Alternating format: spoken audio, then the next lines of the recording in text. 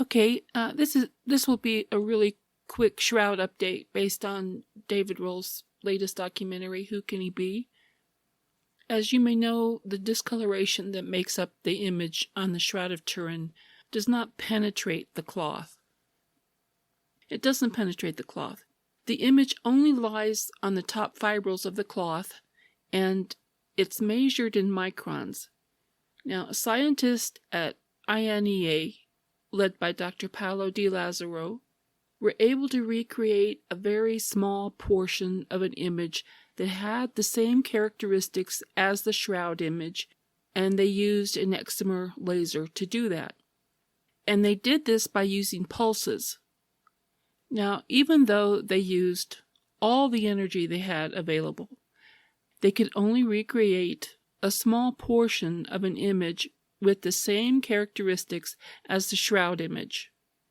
What the experiment revealed to them was the power it would take to recreate the entire image, and it would require a pulse of several billion watts.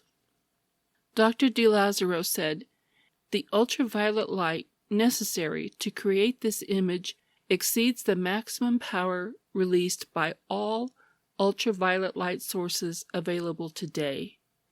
It would require a pulse having a duration shorter than 40-billionth of a second and an intensity of the order of several billion watts to discolor the cloth without penetrating and destroying it."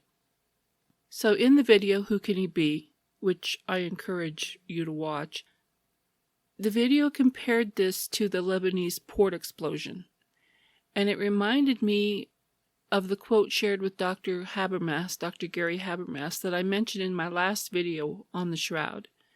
Quote, "The image on the shroud appears to be the image we would see if in every pore of the skin we had a micro laser, and it was scorching the cloth simultaneously from the inside out. If the kind of energy it takes to create the shroud image were converted to nuclear energy, it would have leveled the city of Jerusalem." Now, this recent documentary on the shroud, Who Can He Be?, it goes into great detail regarding the failed C-14 dating, and it ends with a $1 million challenge to the British Museum.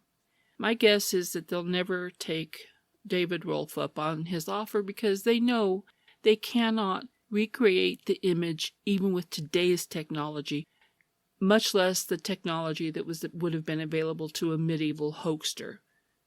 In my opinion, the only hoax was the C-14 testing, which failed to follow even one of the protocols laid out for conducting the test.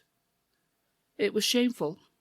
The shroud is authentic, and it is the burial cloth that wrapped Jesus of Nazareth nearly 2,000 years ago. I'd stake my life on that. It is not a medieval hoax. What I encourage people to think about when they look at the shroud is, how did that image get there? Who is he? And what does it mean?